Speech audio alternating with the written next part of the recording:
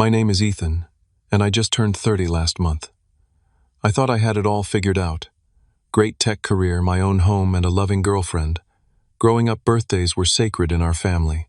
At least that is what I believed until my 30th, when my parents handed my gift to my younger brother Jacob and uttered words that shattered my world. "You do not deserve anything." I maintained my composure, but that night changed everything. Before I dive into how my own family betrayed me on what should have been a celebration, let me know where you are watching from and hit that subscribe button. Trust me, you will want to hear how I turned this heartbreak into the best decision of my life. I grew up in a suburban neighborhood in Connecticut, in a house with a white picket fence and family photos lining every wall. My earliest memories are mostly happy ones. Weekend barbecues in the summer Christmas mornings, filled with laughter and parents who seemed to love both their sons equally. My brother Jacob is 2 years younger than me, and when we were very young, we were inseparable. We shared a bedroom until I was 10, built elaborate forts in the backyard, and defended each other from neighborhood bullies. Those were the golden days before the cracks in our family foundation began to show. The shift happened gradually, almost imperceptibly at first. Jacob showed exceptional athletic ability around age 8. He could throw a baseball with surprising accuracy and run faster than kids 2 grades above him. My parents, especially my father Robert, who had been a college baseball player with unfulfilled professional dreams, took immediate notice. "That arm is something special," Dad would say, beaming with pride during Jacob's Little League games.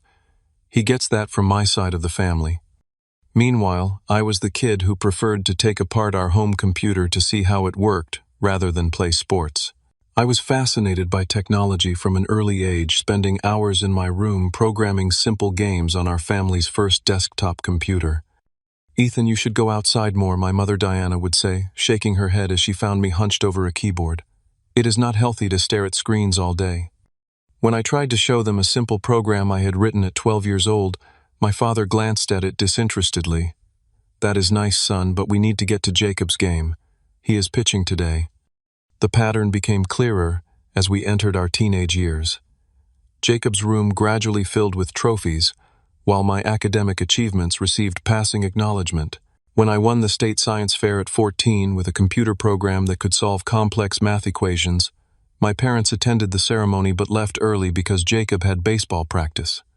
Birthdays became another measuring stick of the disparity. On my 16th birthday, I received a second-hand laptop. 2 months later, on Jacob's 14th birthday, he got a brand new bike and an expensive baseball glove signed by a professional player. The difference in enthusiasm was palpable. Jacob needs proper equipment to develop his talent. My father explained when I questioned the disparity. "You should understand that, Ethan. You are the smart one, right?" That backhanded compliment became a pattern. My intelligence was acknowledged but somehow used against me, as if being smart meant I should require less support, less encouragement, and fewer resources. Despite this, I excelled academically. I graduated as valedictorian of my high school and earned a full scholarship to MIT for computer science. The day my acceptance letter arrived, I rushed home bursting with excitement. "That is great, honey," my mother said, giving me a quick hug before returning to preparing dinner. "You have always been so independent." My father nodded. "Good job. I knew you would get in somewhere good." That same evening, the conversation quickly turned to Jacob's upcoming baseball tournament, with detailed discussions about travel arrangements and who would record his games. College widened the gap even further. While I worked part-time jobs to cover expenses not included in my scholarship, my parents paid for Jacob's entire education at a state university where he had received a partial athletic scholarship. When his grades slipped, they hired tutors. When he wanted to study abroad for a semester, they covered the costs. Meanwhile, when my computer crashed during my junior year and I called home to see if they could help with the $800 replacement I desperately needed for my coursework, my father said, "You need to learn to budget better. Ethan, we cannot bail you out every time you have a problem."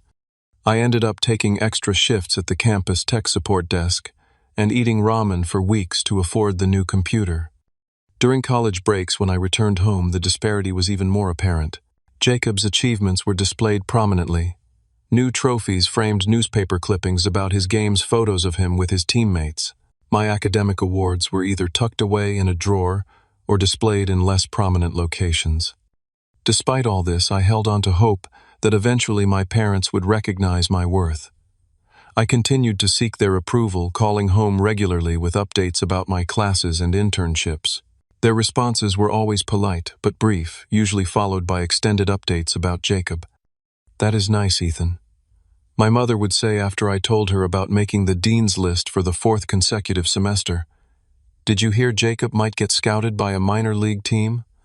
The pattern continued, and a quiet resentment grew inside me. But so did my determination to succeed on my own terms. If I could not earn their unconditional love and respect through my achievements, I would build a life so fulfilling that their approval would no longer matter. But deep down, that little boy who just wanted his parents to be proud still existed, still hoped for the day when they would finally see him. After graduating summa cum laude from MIT, I landed a job at Tech Future, a growing software company in Boston. Starting as a junior developer, I quickly distinguished myself by solving problems other team members found insurmountable. My innovative approaches to coding challenges caught the attention of senior management, and within 3 years, I had been promoted twice. Harrison Fleming, the chief technology officer, became something of a mentor to me. Unlike my parents, Harrison recognized and nurtured my talent. He was a straight-talking, silver-haired veteran of the tech industry who had built and sold 2 companies before joining Tech Future. "You have got something special," Ethan Harrison told me, after I debugged a critical system issue that had stumped the entire team. "I see a bright future for you here if you want it." Those words meant more to me than he could know. Simple recognition of my abilities without qualification or comparison. Harrison became the father figure I had always craved, someone who valued me for exactly who I was.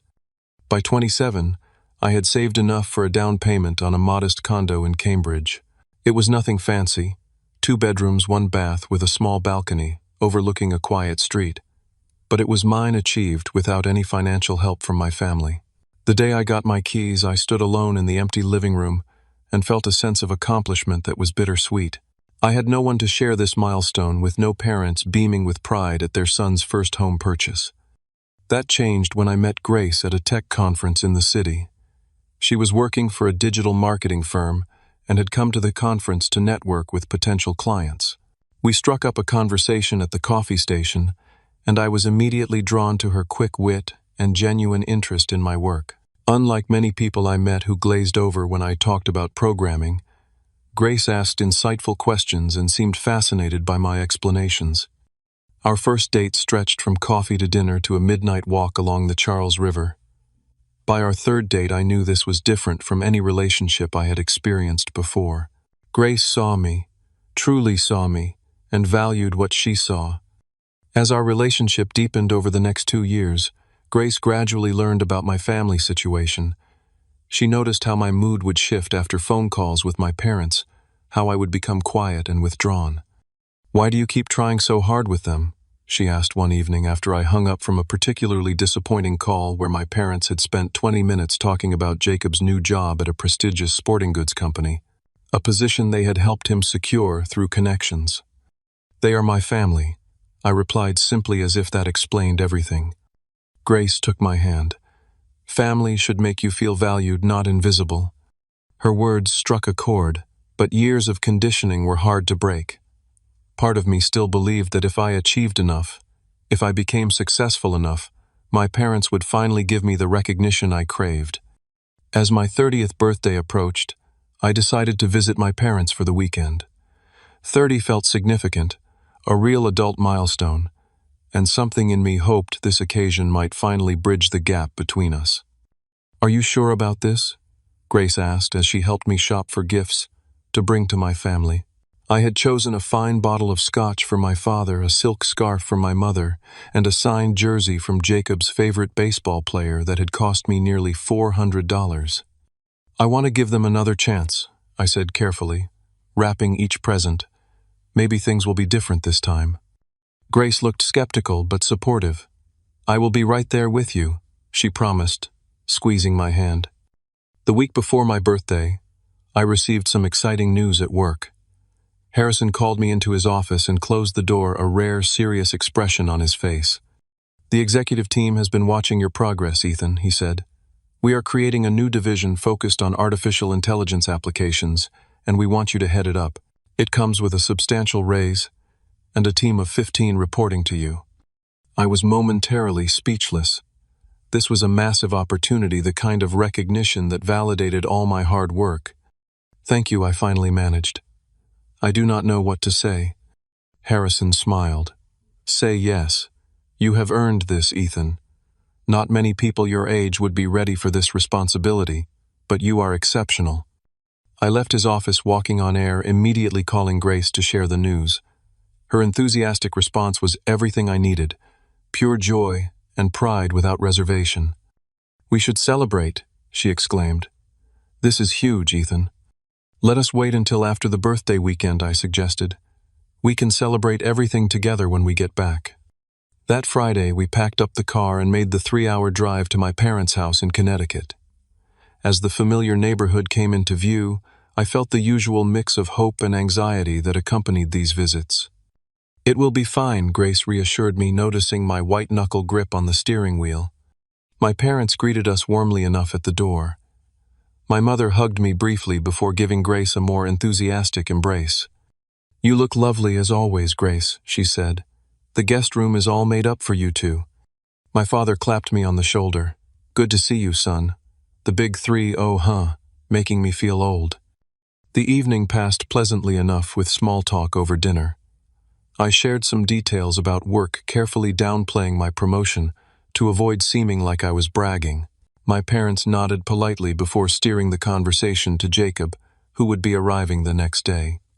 "He is doing so well at play-action sports," my mother gushed. "His boss says he has a real eye for marketing athletics." I nodded and smiled, swallowing the familiar feeling of being an afterthought in my own family narrative. Grace squeezed my knee under the table, a silent gesture of support. That night, as we got ready for bed in the guest room, I allowed myself to feel optimistic. "See, it is going fine," I told Grace. "Tomorrow will be good." She kissed me gently. "Happy almost birthday, Ethan.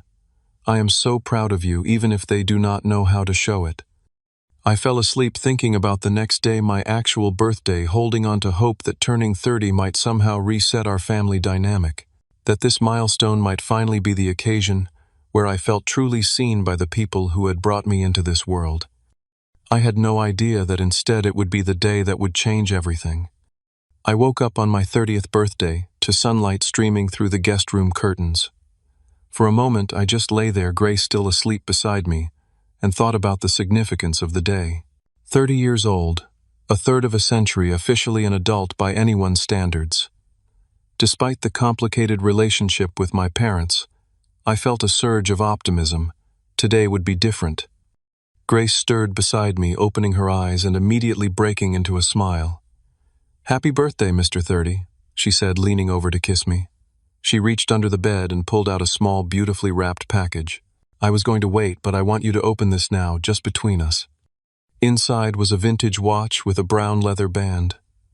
I recognized it immediately as the one I had admired months ago in an antique shop window, but had considered too extravagant to purchase for myself. "Grace, this is amazing," I said, genuinely moved. "How did you remember?" "I pay attention to what matters to you," she said, simply helping me fasten it on my wrist, "because you matter to me." Bolstered by this perfect start to the day, I headed downstairs with Grace. My mother was already in the kitchen cooking breakfast. "Happy birthday, honey," she said, giving me a quick side hug before returning to the stove. "I made your favorite pancakes." My father looked up from his newspaper at the dining table. "Happy birthday, son. Big day." It was a subdued greeting, but I appreciated it nonetheless. We sat down to breakfast, and I noticed my mother had made blueberry pancakes, which had been my favorite when I was 10. But for the past 20 years I had preferred plain pancakes with maple syrup. It was a small thing, but telling. Jacob knew what kind of pancakes I liked now. My parents did not. Still, I smiled and thanked her for the effort. The morning passed quietly. I received a few birthday calls from friends and coworkers, including Harrison, who once again congratulated me on my promotion and wished me a happy birthday. Around noon, the doorbell rang. Jacob had arrived. My younger brother bounded in with his usual energy, giving our parents enthusiastic hugs before turning to me. "Happy birthday, big bro," he said, giving me a brief hug. He nodded appreciatively at Grace. "Looking good as always, Grace. You are still way too good for my brother." It was said jokingly, but like many of Jacob's comments, it contained a subtle barb wrapped in humor. I let it slide, as I always did. My mother immediately began fussing over Jacob, asking about his drive and if he was hungry. "I saved some pancakes for you, your favorite chocolate chip." I noticed Grace giving me a look, having observed that my mother knew Jacob's pancake preference perfectly. The afternoon progressed with casual conversation, mostly dominated by my parents, asking Jacob about his job, his friends, and the woman he had recently started dating. When the topic occasionally shifted to me, it was brief and surface level. "Work is good?" my father asked. "Really good, actually," I replied, seeing an opening. "I just got promoted to head a new division."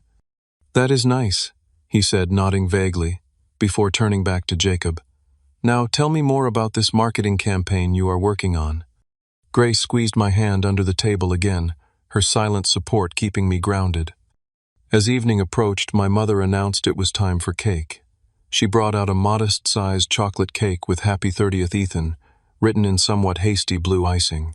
It was noticeably smaller than the cake they had gotten for Jacob's 28th birthday 2 months earlier, which had been a elaborate two-tier creation from an expensive bakery. After a somewhat lackluster rendition of "Happy Birthday," my father cleared his throat. "We have something special for the occasion," he announced. My heart lifted. Perhaps they had put more thought into this birthday than I had given them credit for.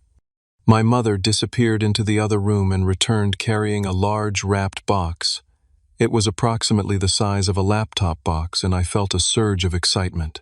I had mentioned months ago that I was thinking about upgrading my personal laptop, which was now several years old. Had they actually been listening? "This is a big moment," my father continued. "Turning 30 is significant." I reached for the box, but to my confusion, my father held it back and instead turned toward Jacob. "Jacob," he said solemnly, "we want you to have this." A confused silence fell over the room. I stared at my father, certain I had misheard him. Jacob looked equally perplexed. "But it is Ethan's birthday," he said, glancing at me with what appeared to be genuine confusion. "We know," my mother chimed in, her voice taking on that slightly defensive tone she used when justifying questionable decisions. "But you have been working so hard and your laptop just broke last month. You need this for your job." "But Jacob began, but my father cut him off. "Ethan already has everything," he said firmly. "A good job, his own place, a nice girlfriend. You are still getting established. You need this more." Then he looked directly at me and delivered the words that would change everything. "You do not deserve anything. You already have everything." The room went completely silent.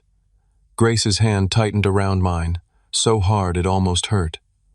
Jacob looked uncomfortable but accepted the gift with a murmured thanks, not meeting my eyes. I sat frozen, a polite smile somehow still fixed on my face, though I felt as if I had been slapped. 30 years of seeking approval, of hoping for recognition, of making excuses for their behavior, all of it crystallized in that moment into perfect clarity.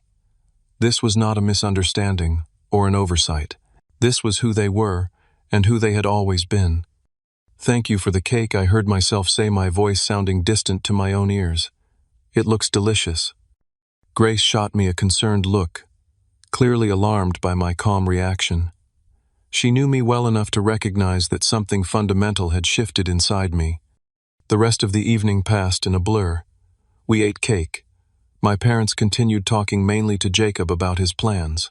At one point, Jacob tried to steer the conversation back to my work, perhaps feeling guilty, but my mother quickly redirected to asking about his new girlfriend. Through it all, I maintained my composure, responding when spoken to, smiling at appropriate moments. But inside, something had broken, and something else, something stronger, was taking its place. Grace remained a steady presence beside me, occasionally answering questions directed at her, but mostly watching me with concern. She could sense the storm brewing beneath my calm exterior. As the evening wound down, my parents did not seem to notice anything amiss. My father turned on the television to check the baseball scores, and my mother began cleaning up the kitchen, declining Grace's offer to help. Jacob sat awkwardly for a while before announcing he was tired from the drive and heading up to his old bedroom. Before leaving, he paused beside me. "Hey, I did not know they were going to do that," he said quietly. "I can give you the laptop if you want." I looked at my brother, really looked at him, perhaps for the first time. He was not a bad person. He had simply accepted the preferential treatment as normal because it had always been that way. "Keep it," I said evenly. "You heard them. I already have everything." He hesitated, then nodded, and went upstairs, the gift tucked under his arm. Later that night, as Grace and I lay in the guest bed, she finally broached the subject. "Ethan, what they did was cruel," she whispered, her voice tight with anger on my behalf. "I cannot believe they would humiliate you like that on your birthday." I stared at the ceiling, feeling strangely calm. "It was actually a gift," I replied. What Grace propped herself up on one elbow, looking at me with concern. "They showed me exactly who they are, and who they have always been," I explained. "No more hoping, no more making excuses, no more trying to earn love that should have been unconditional." "What are you going to do?" she asked. I turned to look at her, the person who had shown me what genuine love and support felt like. "We are leaving. Tonight." Grace's eyes widened, but she did not try to talk me out of it. Instead, she simply nodded and said, "I am with you. Whatever you decide." And in that moment, I knew with absolute certainty that I had found my real family. At 3 a.m, the house was completely silent. Grace and I moved quietly, packing our bags in the darkness of the guest room. I had lain awake for hours, replaying the events of the evening in my mind, each mental repetition only strengthening my resolve. "Are you sure about this?" Grace whispered as she zipped her overnight bag. I nodded, my movements deliberate and certain. I have never been more sure of anything. After 30 years of trying to earn love that should have been freely given, of making excuses for behavior that was inexcusable, of hoping for recognition that never came, I was finally choosing myself. I scribbled a brief note on the hotel stationery that sat on the bedside table. "Thank you for the clarity your gift gave me yesterday. I will not be in contact for a while. Do not worry about me, Ethan." Short, direct, and without emotion, much like their relationship with me had been all these years. We crept down the stairs, careful to avoid the third step that had always creaked. The house was dark except for the dim light above the stove in the kitchen. I placed the note on the dining room table where they would find it in the morning. For a moment I stood in the entryway of my childhood home, taking it in one last time. The family photos on the wall that documented a version of our lives that existed only in these carefully framed moments. The living room where I had opened so many birthday presents over the years, always with that mixture of hope and disappointment. The kitchen where conversations had always seemed to revolve around Jacob's achievements. Grace touched my arm gently. "Ready?" I nodded, picked up our bags, and walked out the front door without looking back. We loaded the car in silence, and I backed out of the driveway with my headlights off until we reached the main road. As we drove away in the pre-dawn darkness, I felt a weight lifting from my shoulders, a weight I had carried for so long that I had stopped noticing it. Once we were on the highway, Grace reached over and took my hand. "Talk to me," she said softly. The dam broke. All the emotions I had suppressed during the birthday disaster came flooding out. I pulled over to the shoulder of the highway because I was crying too hard to drive safely. 30 years of seeking approval, of trying to be enough, of making myself smaller to avoid threatening Jacob's place in the family spotlight, all of it poured out of me in great heaving sobs. Grace simply held me, not trying to shush me or tell me it would be okay. She just witnessed my pain and validated it with her presence. When the storm finally passed, I felt emptied out but somehow lighter. I wiped my face with the sleeve of my jacket and took a deep breath. "I am not going back," I said, my voice hoarse but steady. "I know," Grace replied, "and I am here with you, whatever comes next." We drove until sunrise, stopping at a roadside diner for coffee and breakfast. As we sat in a booth watching the early morning lights spread across the parking lot, I felt a strange sense of peace settling over me. "What do you want to do?" Grace asked. "Go straight home." I considered the question. "Let us check into a hotel for tonight. I need a buffer day before going back to real life." We found a decent hotel in the next town and checked in. I called Harrison and told him I would be taking a personal day without going into details. He did not press for an explanation, just told me to take the time I needed. That day became a kind of limbo, a pause between my old life and whatever came next. Grace and I ordered room service, watched mindless television, and talked about everything except my family. It was exactly what I needed. A day without expectations, without performance, without trying to be worthy of anyone's approval. The following day we drove back to our condo in Boston. As we unpacked, I realized my parents had not called or texted to ask why we had left. It confirmed what I already knew. I was an afterthought, noticed only when convenient. The first week of silence was strange but liberating. I threw myself into work, focusing on the plans for the new AI division I would be heading. Harrison noticed something was different about me, a new intensity, a sharper focus. "Everything okay?" he asked after a particularly productive meeting where I had presented my vision for the division with confidence I had not known I possessed. "Getting there," I replied. "Just some family stuff." Harrison nodded, not pushing but letting me know he was available if I needed to talk. "Family can be complicated. Just remember, Ethan, some of the most important family is the one you choose, not the one you are born into." His words resonated deeply, and later that week I asked if he had time for a drink after work. Over beers at a quiet bar near the office, I told him everything: the lifelong favoritism, the birthday betrayal, my silent departure. Harrison listened without interrupting, his experienced eyes taking in more than just my words. When I finished, he was quiet for a moment. "You know what I see when I look at you, Ethan," he finally said. "I see an exceptional young man who succeeded not because of his family's support but despite its absence. That takes a special kind of strength." He took a sip of his beer before continuing.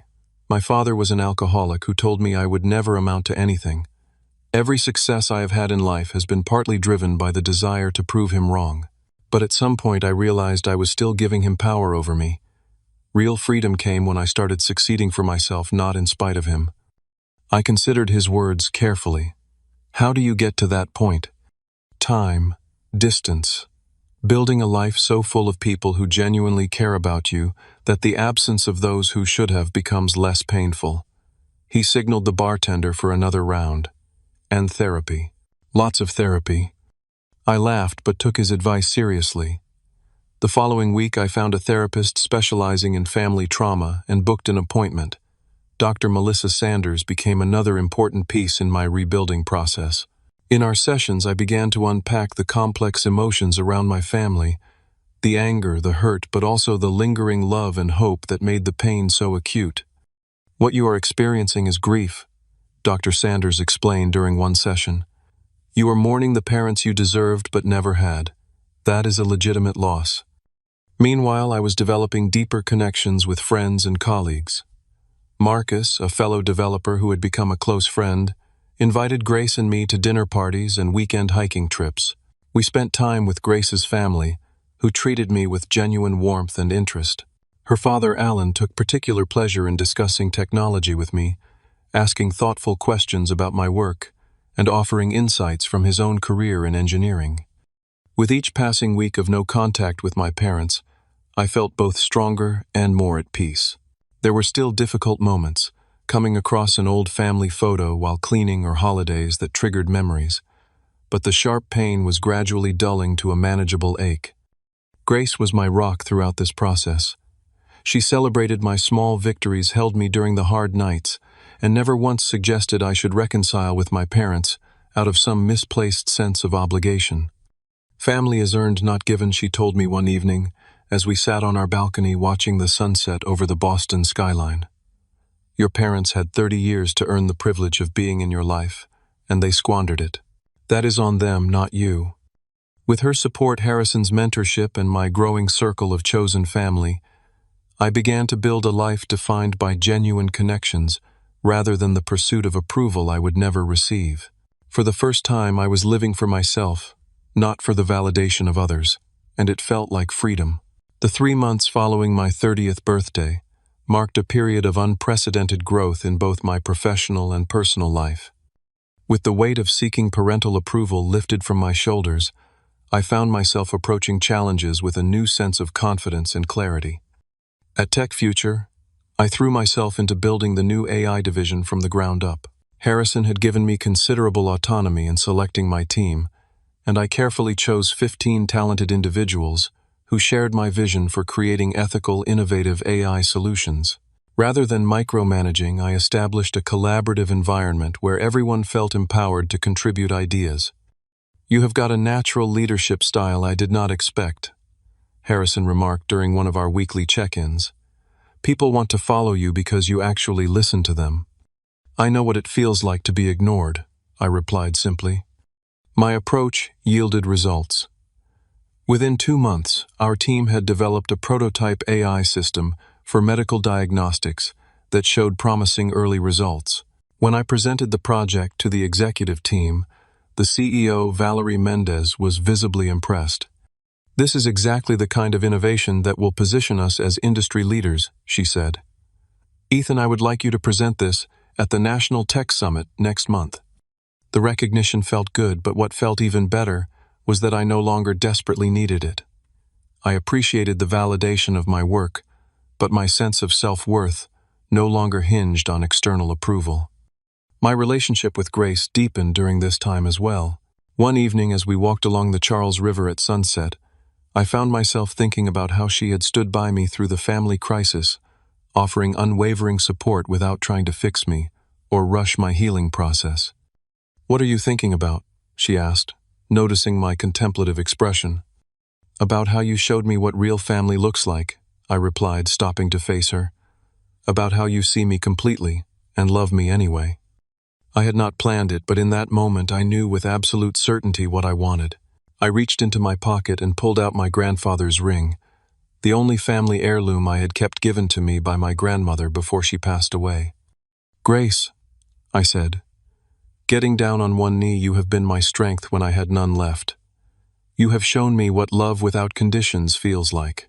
Would you marry me and build a family with me, a real family based on respect and genuine care?" Her eyes filled with tears as she nodded. "Yes," she whispered, "1,000 times yes." That night, as we celebrated with champagne on our balcony, Grace asked the question I had been expecting. "Should we tell your parents about the engagement?" I considered the question carefully. "Not yet," I decided. "This is ours to celebrate with people who truly care about both of us." We shared the news with Grace's family first, who responded with genuine joy. Her father hugged me tightly and said, "We are gaining a son, not losing a daughter." It was exactly what I needed to hear. At work, Harrison opened a bottle of expensive scotch when I told him, "To new beginnings," he toasted, "and to building the life you deserve." Marcus insisted on throwing us an engagement party, inviting our circle of friends who had become increasingly important in my life. During the party, he pulled me aside. "I want you to know," he said, his voice slightly slurred from champagne, "but earnest, that I would be honored to be your best man, if you want that, I mean." His offer touched me deeply. "I would like that very much," I replied, realizing that I had indeed built a chosen family that was more supportive than my biological one had ever been. The engagement coincided with another professional breakthrough. The medical diagnostic AI project caught the attention of several major healthcare providers, and Tech Future secured 3 significant contracts as a result. Valerie called me into her office to deliver the news personally. "The board has taken notice of your division's success," she said. "We are increasing your budget for the next fiscal year and adding 10 more positions to your team." Along with this came a substantial raise and stock options that significantly improved my financial situation. Grace and I began looking for a larger home, something with room for the family we hoped to build together. We found a beautiful Victorian house in a quiet neighborhood with 4 bedrooms, a spacious yard, and a home office, perfect for remote work days. It was more than I had ever imagined owning, but now it was within reach. "This is the one," Grace said as we stood in the sun-filled living room after the realtor had stepped outside to take a call. I looked around at the space that could become our home, picturing future Christmases, birthdays, and ordinary days filled with the kind of warmth and acceptance I had always craved. Yes, I agreed. This is where we start our story. As we planned our wedding, the absence of my biological family became a practical consideration rather than just an emotional one. Traditional roles needed to be filled. Grace suggested asking her brother to walk me down the aisle, but it did not feel right. I think I will walk by myself, I decided. It represents my journey. She squeezed my hand in understanding. That is perfect. Harrison agreed to give a speech at the reception, taking on a role that would traditionally belong to my father. When I asked him, he was visibly moved. I would be honored, he said. Truly honored. The holiday season approached, the first I would spend without any contact with my parents. Grace's family insisted we join them for Thanksgiving, setting a place for me at the table as if I had always belonged there. Grace's mother, Diane, pulled me aside during the evening. I want you to know that you are family now, she said warmly. Not just because of Grace, but because of who you are. Those words healed something in me that I had not realized was still broken. Christmas brought similar warmth, with Grace's family incorporating some of my childhood traditions into their celebrations. We hung the ornament I had made in first grade on their tree, and Grace's father insisted on making my favorite holiday cookies from a recipe I remembered from childhood. Through therapy, I was learning to separate the good memories from the pattern of neglect, allowing myself to cherish certain family traditions without the painful context. Dr. Sanders helped me understand that this selective preservation was not denial but healing. You can keep what serves you and leave behind what hurts you, she explained. That is not rewriting history, it is reclaiming your narrative. As the new year began, I found myself in a place I had never imagined possible just 6 months earlier. I had a fulfilling career with mentors who valued my contributions. I had friends who showed up consistently with genuine care. I had future in-laws who treated me as a son. And I had Grace, whose love had never been conditional on my achievements or status. For the first time in my life, I felt truly seen and accepted for exactly who I was. The irony was not lost on me. In losing the family that had never really seen me, I had found the belonging I had always sought. Still, in quiet moments, I sometimes wondered about my parents and Jacob. Had they reflected on what happened? Did they miss me at all? Those thoughts would come unbidden, and I would acknowledge them without judgment before returning my focus to the life I was building. I did not need their approval anymore, but some small part of me still hoped that someday they might finally see me clearly. Not because I needed it now, but because it would mean they had grown too. January gave way to February, and before I knew it, March was approaching, along with Jacob's birthday. It fell in the same week as mine, had a fact that had always seemed to underscore the disparity in how our milestones were celebrated. In previous years, I had dutifully sent a gift and called to wish him happy birthday, usually receiving a brief thanks in return. This year would be different. I had no plans to acknowledge the day, having maintained complete silence with my family for nearly 3 months. But as the date approached, I found myself occasionally thinking about childhood birthdays when things had been simpler, before athletic talent and parental expectations had created such a divide between us. One evening, Grace found me in our home office, looking at old family photos I had stored in a box and rarely revisited. One picture in particular had caught my attention. Jacob and me, at ages 8 and 10, arms slung around each other's shoulders, gap-toothed grins directed at the camera as we stood beside a homemade fort in the backyard. "You okay?" Grace asked, softly placing a hand on my shoulder. I nodded, still looking at the photo. We were actually close once, before everything got so complicated. Grace sat beside me. "Do you miss him?" "Sometimes I miss who we were," I admitted. Before he became the golden child and I became the afterthought. "Have you thought about reaching out just to him?" she suggested carefully. "Your issues are primarily with your parents. Jacob was a child too shaped by the same dysfunctional dynamic." I considered her words. There was truth in them. Jacob had not created the favoritism that had defined our childhood. He had simply benefited from it. "I am not ready," I finally said. "Maybe someday, but not yet." Grace nodded, respecting my boundary without pushing. Whatever you decide, I support you. Just remember that forgiveness is something you do for yourself, not for others."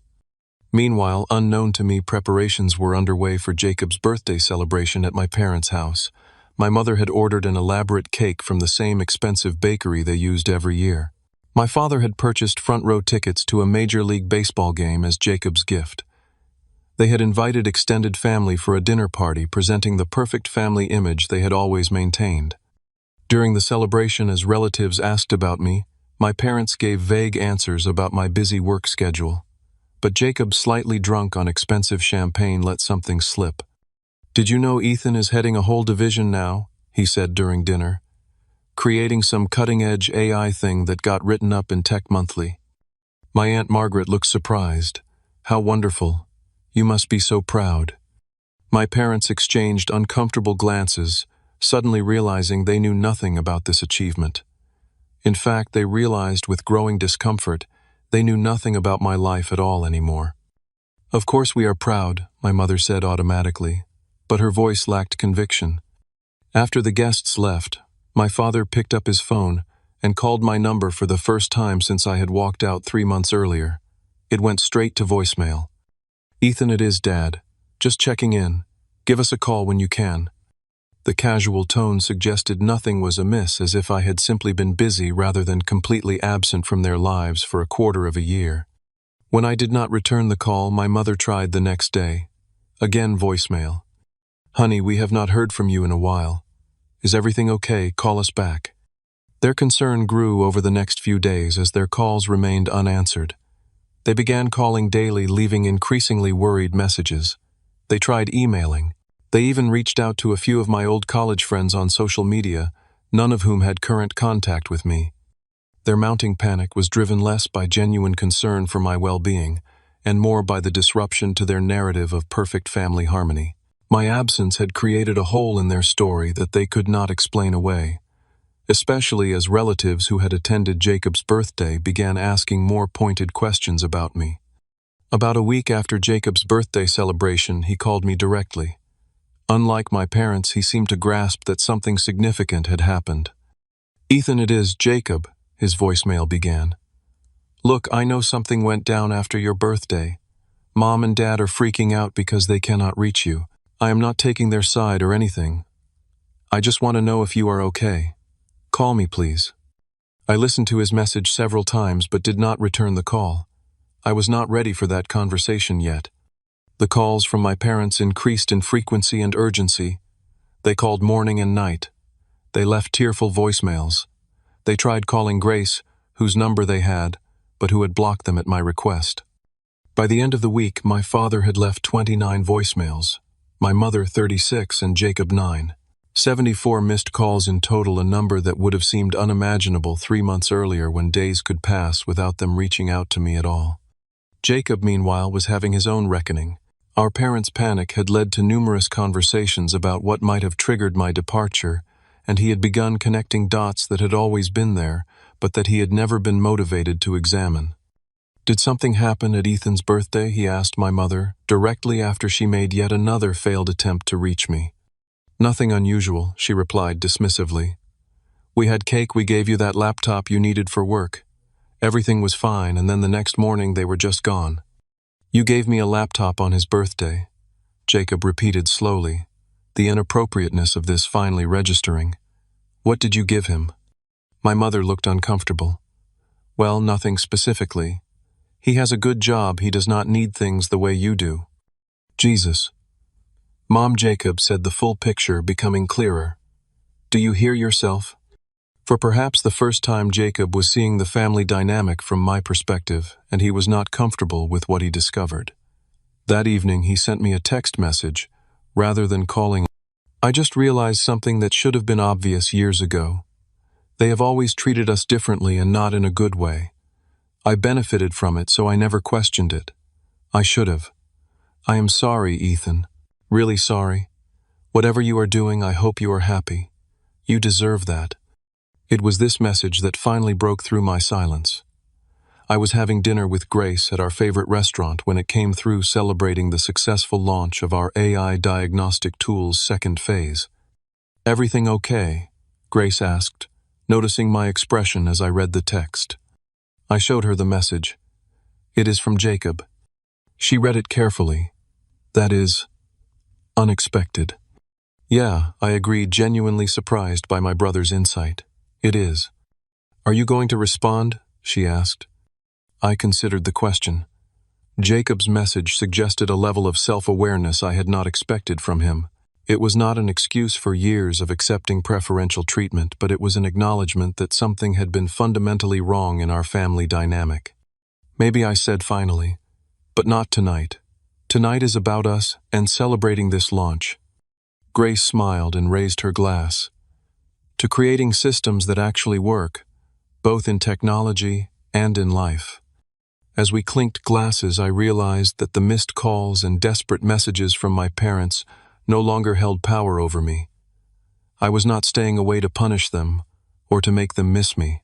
I was staying away because I had finally found peace in their absence. Jacob's message, however, offered something different. Not a return to the old dynamic, but potentially the beginning of a new, more honest relationship. It was something to consider carefully on my own terms and in my own time. The next day I showed Jacob's text to Dr. Sanders during our therapy session. What do you want to do about this? She asked after reading it. Part of me wants to respond, I admitted, but I am afraid of getting pulled back into the old patterns. That is a valid concern, she acknowledged. But consider this. You are not the same person who left that house 3 months ago. You have done significant work on establishing boundaries and building self-worth, independent of your family's validation. Perhaps the question is not whether you should respond, but how you can respond while maintaining the healthy boundaries you have established. Her perspective gave me a new way to think about the situation. I did not have to choose between complete estrangement and falling back into old patterns. There was a middle path, cautious, boundaried reconnection on my terms. That evening I composed a brief reply to Jacob. Thank you for the message. It means a lot to hear you acknowledge this. I am doing well, better than I have been in a long time. I would be open to talking at some point, just the two of us. His response came almost immediately. Name the time and place. I will be there. As I showed the exchange to Grace, I felt a strange mix of apprehension and hope. This was uncharted territory, reconnecting with a family member but from a position of strength rather than need. Are you sure about this? Grace asked. No, I admitted, but I think it is worth trying. The decision to meet with Jacob was the first step in a process I could not yet fully envision, but for the first time I was approaching my family from a place of choice rather than obligation or desperation for approval. Whatever happened next would be on my terms, guided by the self-worth I had fought so hard to establish. And that made all the difference. A week later, I sat at a corner table in a neutral location, a coffee shop halfway between my home and my parents' house. I had arrived early, ordered a black coffee, and positioned myself facing the door. This meeting with Jacob was strictly between us. I had made that clear in my message setting up the meeting. When he walked in, I was struck by how nervous he looked, so different from the confident, borderline arrogant brother I had grown up with. He spotted me, gave an awkward wave, and ordered at the counter before joining me. Thanks for meeting me, he said, settling into the chair across from me. I was not sure you would. I almost did not, I admitted. But your text seemed sincere. Jacob nodded, wrapping his hands around his coffee cup. It is. I have been doing a lot of thinking since you disappeared. At first I was just confused. Then Mom and Dad started freaking out, and things they were saying about your birthday did not add up. Like what I asked, curious about their perspective. They kept saying everything was normal, that they did not understand why you left. He shook his head. But when I pushed them on details like giving me your birthday gift, they got defensive. Dad kept saying you did not need anything, that you have always been self-sufficient. Like that justifies it somehow. I took a sip of my coffee, letting him continue. The thing is, Jacob said, looking genuinely troubled once I started thinking about it, I could see the pattern going all the way back. How they came to all my games but missed your science competitions. How they paid for my college but expected you to figure it out on scholarship. How every conversation somehow turns to me, even when you have something important happening. You noticed all that I asked, surprised by his level of insight. Not until you left, he admitted. It was like your absence finally let me see what had been happening all along, and my part in it. He looked directly at me then, his expression sincere. I benefited from their favoritism, Ethan. I did not create it, but I accepted it. I never stood up for you, or questioned why they treated us so differently. That is on me, and I am truly sorry. His apology caught me off guard. In all my imagined scenarios of potential reconciliation, I had never pictured Jacob taking responsibility this way. I appreciate that, I said carefully. It means a lot to hear you acknowledge it. We talked for nearly 2 hours, unpacking decades of family dynamics with an honesty we had never managed before. Jacob shared his own insecurities, how he had always felt pressure to live up to our father's athletic dreams, how he had secretly envied my academic abilities and independence. They may have given me more stuff, he said, but they also controlled me more. You built your own life. I am still trying to figure out who I am outside of being their golden child. As our conversation wound down, Jacob hesitantly brought up the question I had been expecting. They want to see you, he said. Mom cries almost every day now. Dad tries to act tough, but he is a mess too. They know they messed up even if they cannot fully articulate how. I considered his words carefully. I am not ready for that yet, I finally said. And when or if I do see them, it will be with clear boundaries and expectations. Jacob nodded. That is fair. More than fair, actually. Before we parted, he asked about my life. Genuine questions about my work, my engagement to Grace, our new house. For perhaps the first time, I felt like he was truly interested in me as a person, not as a comparison point or competition. You seem really happy, he observed as we walked to the parking lot. I am, I replied. Happier than I have been in a long time. Good, he said simply. You deserve that. We parted with an awkward hug and a promise to stay in touch, a tentative first step toward a new kind of brotherhood, based on mutual respect rather than rivalry. Over the next month, Jacob and I exchanged occasional texts. He respected my boundaries and never pressured me about our parents, though he did keep me informed of their continued attempts to reach me. The missed calls had now exceeded 100, and my mother had started sending lengthy emails alternating between guilt trips and desperate pleas. After much discussion with Grace and several sessions with Dr. Sanders, I finally decided I was ready to meet with my parents. I would not do it at their house, surrounded by the physical reminders of childhood disappointments.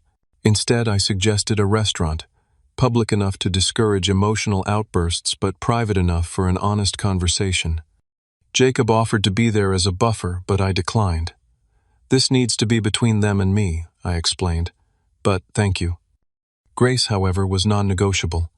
I want you there, I told her. You have seen the whole picture, the before and after, and frankly, I trust myself more when you are beside me. The evening of the meeting arrived.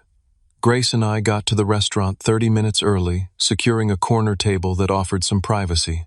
I felt surprisingly calm, centered in the knowledge that I was no longer seeking their approval or validation.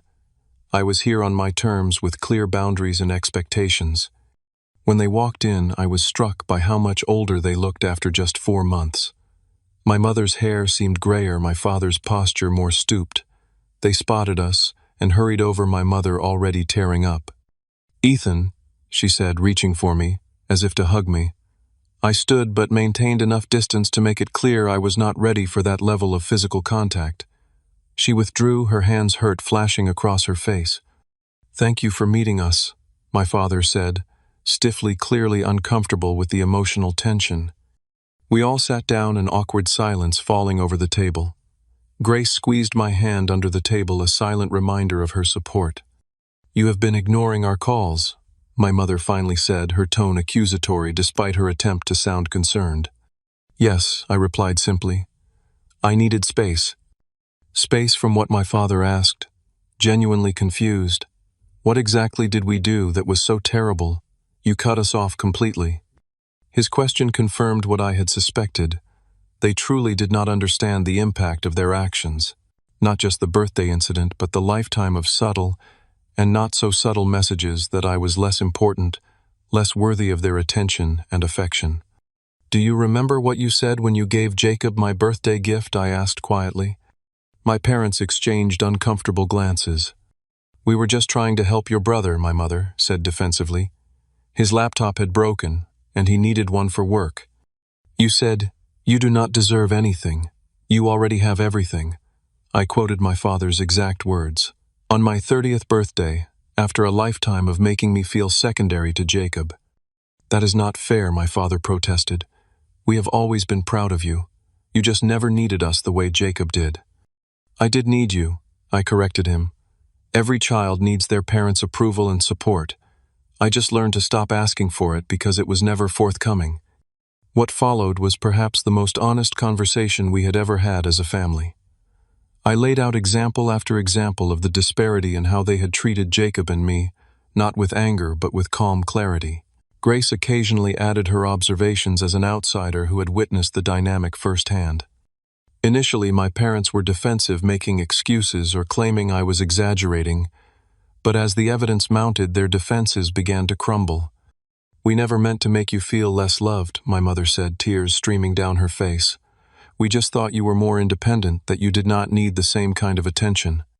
"Children should not have to earn their parents' attention," I replied. "It should be freely given."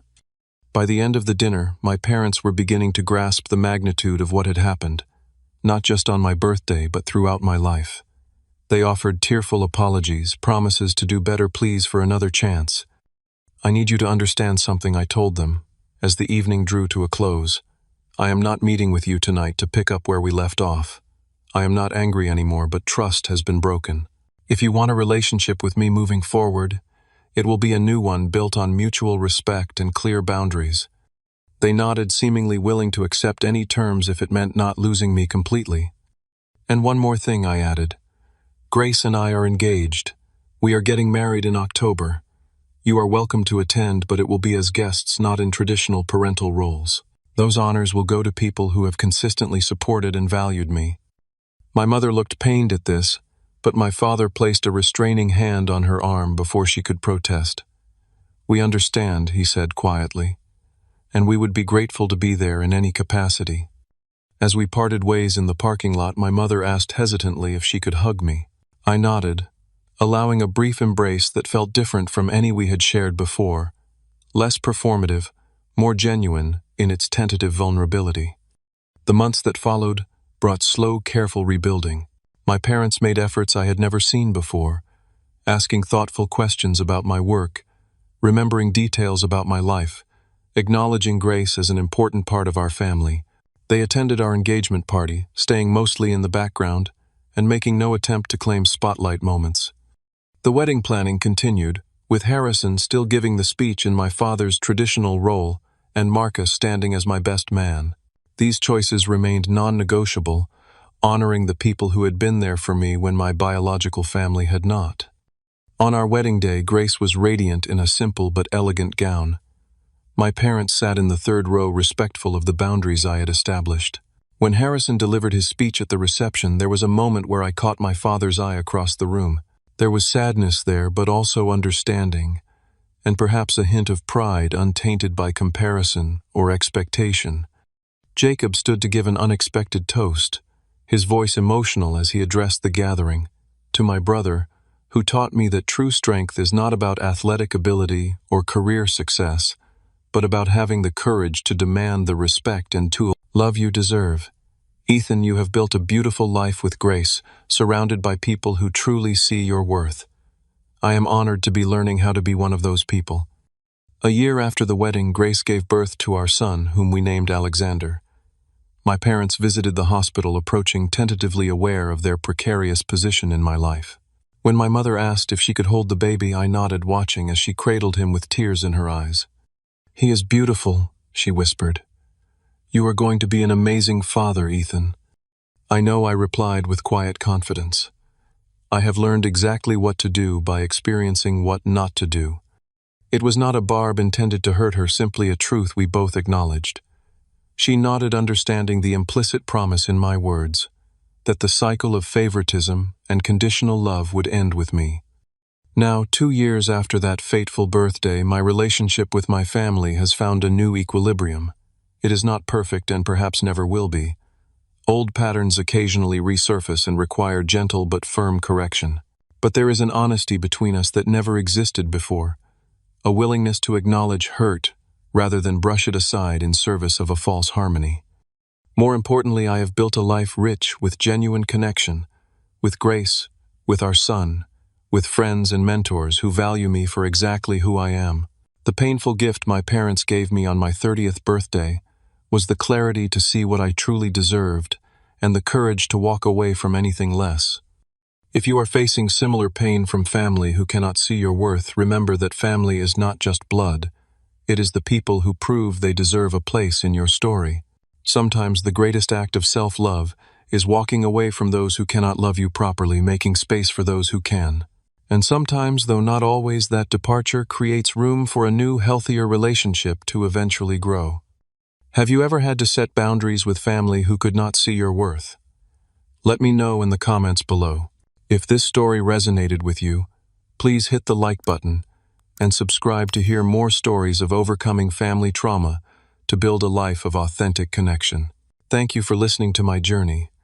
And remember, you deserve to be valued not for what you achieve but simply for who you are.